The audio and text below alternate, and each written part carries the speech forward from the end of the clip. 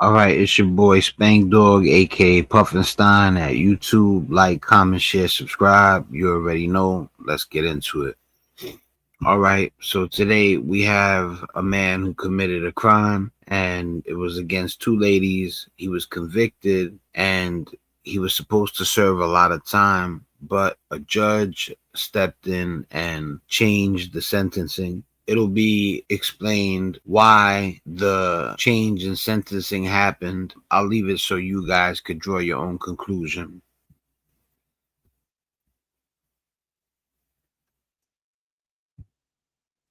All right, let's get it. I'm in the courthouse. Jesse, why did you rape those girls, Jesse? Jesse, why did you rape the girls? You have anything to say to the victims, Jesse? You have anything to say to the victims? People out, it's not a violation. Sir, you have anything to say to the victims? You have anything to say to the victims, Jesse? Why did you rape them, Jesse? Why did you rape the victims, Jesse? Why did you rape those girls? Why did you strangle them, Jesse? This is Jesse Butler. Hecklers rightfully confronted him. Give me your wallet and phone and stuff. So, okay. Your what? They're in the car. Well, okay, it's fine. It's not locked or anything, is it? Okay. So, can you tell him what you just told me, or? Yeah. So we're here. We're obviously going to place you under arrest. There's a warrant for your arrest.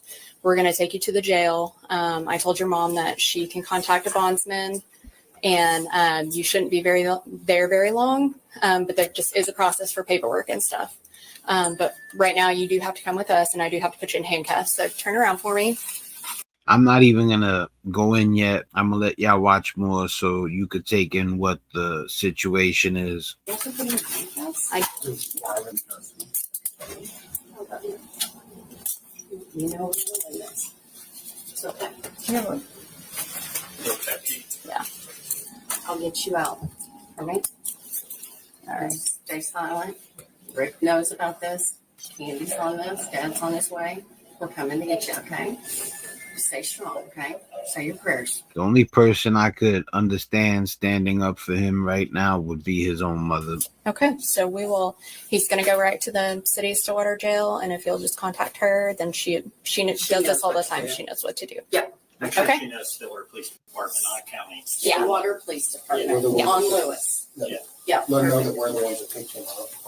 And when you say we are Stillwater PD. Stillwater PD. Yeah. Okay. That way they don't think he went like straight over and he's over at the county. Awful experience with a child. Okay, and spread your feet for me. Nothing on your side. Prosecutors initially charging him as an adult with. When you hear what he did, you're gonna understand why I feel the way I feel. I try my hardest not to be hard on people, but this situation is not something you would even say that for. You get what I'm saying? Like, what he got coming to him is what he got coming to him. He deserves it, you know? And the crazy thing is there's a twist. 11 counts in connection to the alleged violent sexual assault of two victims. Stay strong, okay? Butler had pleaded no contest and was facing significant prison time until prosecutors agreed to a defense request to downgrade him from an adult to a youthful offender. Now, that doesn't ever happen. What you heard just happened. It doesn't happen. Reclassifying someone from adult court to a youthful offender after they pled and after adult charges were filed, especially in a case involving two victims and 11 counts, is rare, highly irregular, and raises immediate red flags. Instead, he was sentenced to counseling, rehabilitation, and community service, avoiding nearly 80 years behind bars. David, many parents and local lawmakers are blasting this deal that many say lets this young man basically walk free. And the critics are right. I need you to stop and listen to this story because this predator's face needs to be everywhere. Now, these are his charges, and this story is going to fill you with a kind of anger and rage that you probably haven't felt in a long time. His name is Jesse Mack Butler, and he's 18, a high school athlete from Stillwater, Oklahoma, which is the same town where Oklahoma State University is. His dad, Mack Butler, is OSU's former director of football operations, and his mom, maybe even his sister, still work at OSU, and that'll matter in a second. Oh, and by the way, make sure that follow button. So, when Jesse was 17, charged as an adult, facing 78 years in prison for SA and horrific assaults that left at least one girl hospitalized. One victim said that she told him no, and he choked her until she blacked out. Doctors say 30 more seconds and she would have been dead. When she came to, he did it again because he wanted to record it on his phone. So he See, things like that, usually I would be like, because of his age, he deserves some sort of chance, because when you're young, you're more likely to make bad choices. Way more likely. But this goes beyond that. This isn't about bad choice. Like, he choked her out till she knocked out. Then they said that another 30 seconds, he would have ended her. They said so he could record it on his phone. He choked her till she passed out again. That hits a different way. That's like extra cruel. You know what I'm saying? Like, I've done things when I was young and I was sorry, and I wouldn't I wouldn't even compare myself to this person, but what I'm saying is, after he did it the first time, if there was any sort of decency to him, he would have already felt bad. But instead, he committed the act again and then recorded it. And the reason he committed the act again was because he didn't get it on record the first time. That's a different kind of piece of shit. He pled guilty, admitting what he did, and he was set to spend decades behind bars. I'm going to tell you a name, and I want you to tell me if you've heard it before. Jesse Mack Butler. Now, if you haven't heard that name, don't worry. I'll tell you what you need to know. Jesse Mack Butler is an 18-year-old Oklahoman who was convicted of the rape and assault of 2 high school girlfriends and was facing nearly 80 years in prison. However, due to a deal with the DA that classified him as a youthful offender because he was 17 when he committed these heinous acts, the sum total of Jesse Mack Butler's punishment for these unconscionable crimes is a year of rehab and community service. For reference, court charging documents included a video of Jesse Mack Butler choking one of his victims to the point of unconsciousness. That same victim later underwent surgery to repair the damage that Jesse Mack Butler did to her. More court papers included a statement from her doctor that said if the choking had gone on another 30 seconds, she wouldn't be with us anymore. She required surgery too after the attack. Give a who you are if you think a year of community service is equivalent to this. Don't ever talk to me.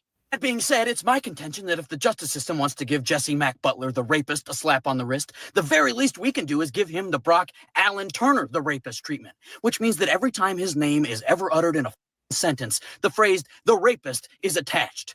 Never forget. And that's when the story takes us to this judge. Judge Susan Worthington comes along, a woman with deep ties to OSU and its athletic community. She stepped in and reclassified him as a youthful offender, and that single move wiped out the entire adult conviction and the 78-year sentence that came along with it. From there, he changed his plea to no contest, which still means he admitted to what he did, and the court found a factual basis for every charge. But how long did he get?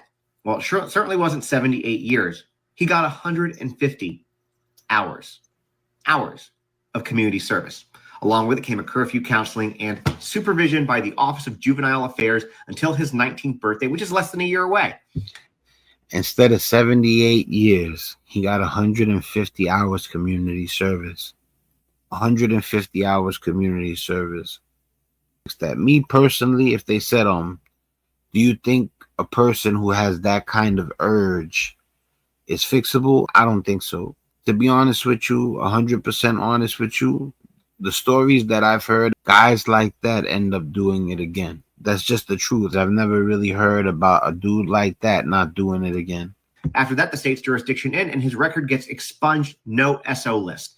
His psychological evaluation and rehabilitation plan are sealed, so the public can't even see why the court thought he deserved to walk free. Wow. And according to people close to the case, he's still messaging girls, asking if they're single, asking to hook up, while he is still enrolled, at least virtually, at Stillwater High School. Meanwhile, his victims live with the trauma the court can't erase. USA Today would write of the connections. His father is tied to Oklahoma State University's football program, and the special judge who granted Butler youthful offender status, that being Susan Worthington, also has long-standing ties to Oklahoma State University, where she earned 2 bachelor's degrees. Payne County DA Laura Austin Thomas also didn't help the cause here. Here was Butler at the courthouse with his mother and sister, as photographed by Selvey and printed by Oklahoma Watch in October of 2025. The people I feel most bad for are the 2 ladies. The DA's office verified that Butler received a sentence that requires him to complete his rehab plan successfully, including an aggressive schedule of therapy with a specialist in sex offender treatment. And should he fail, he faces reclassification as an adult and a sentence of 10 years in prison. Furthermore, under the plea, Butler must also attend weekly counseling sessions and check in with his probation officer until he turns 19. The Oklahoman printed he was initially facing 10 years to run concurrently on each of 2 counts of attempted rape in the first degree, 3 counts of rape by instrumentation, a count of sexual battery, and another for forcible oral sodomy. He also faced 3 years on each of 2 counts of domestic assault and battery by strangulation, and 1 year each on a count of domestic assault and battery, and a count of violating a protective order. Now, if this kid hurts somebody again, if God forbid somebody else is next, it's on that judge. That's a fact. I've seen a pattern where people who commit those sort of crimes can't resist doing it again. But I don't want to throw that label on every single person that's engaged in a sexual assault. Rep. Justin J.J. Humphrey, a Republican, would say, and I quote, to go from more than 75 years in prison to 100-something hours of community service, that's sketchy as hell, he told the Oklahoman. I don't care who you are. And this is upsetting to everyone. Man, listen, man. I don't got no love for a person that does that type of stuff. I stand on that. If you do that type of shit, you know what it is. You cross certain lines, there's no forgiveness. If you talk about real life, there is a such thing as punishment. Who's heard it? He would add, the question is, who are they responsible to? Are they responsible to a couple people, the parents of a rapist? Or are they responsible to the community? My thing is, they took an oath to carry out justice, and they have responsibility to the community to explain their actions, and their actions do appear very questionable. That's warranting an investigation, and that's what I'm asking for. The mother of one... Would she have done that for a black kid that didn't go to OSU? Would she have done that for a white kid that didn't go to OSU? Would she have done that for a white kid just because he's the same skin color as her? My big question is, would you have done that to a black kid that never went to college? To be honest with you, I don't know if anybody, even regarding the age, deserves a chance because of the type of sick crime that is. Victim wrote of the results from Judge Worthington. She is not broken. She is not fragile. She is strong. But the cost of that strength is something most won't see. The missed school days, the sleepless nights, the therapy appointments, the anxiety attacks, the physical pain, the battle to keep showing up while carrying something she never asked for. The second victim's mother released a statement of her own. This young man is being shielded from real accountability, while the trauma he caused will follow our daughters for the rest of their lives. That is not justice, and it does not protect our children or our community. So yeah, considering all the factors at play, that opening video was warranted and should probably follow him everywhere he goes. Yeah, big shout out to Vic Strom and TYT. Yeah, man, that's you know, I try my hardest to really be understanding and not, you know, a lot of people would be looking at me like, why would you even struggle with like giving that kid the axe, you know what I'm saying? Like, and the age I take into consideration, not for the same reason the judge did, not because he went to OSU. I would take the age into consideration no matter what college he went to, no matter what race he was. But then I would think about the crime. That's a different kind of crime. Sometimes when the video is over, I don't got much to say, you know, so I'll wrap it up. But this is not one of those times. You know what I'm saying? Like, in the comments section, you know, is there anybody out there that would take his age into consideration regarding how heinous the crime was? Let me know if you think people who commit crimes like that are able to resist doing it again. the judge. Like, what's crazy is let's say if she did do it regarding his age and not the fact that he went to OSU, nobody's gonna think about that if he offends again in the same manner. They're gonna say is, oh, you let him go because he went to OSU and now he committed another crime and it's your fault. The focus is supposed to be on what he did to those two ladies. I'm gonna leave it at that, man. It's your boy Spank Dog. Much love, real love. Be safe out there.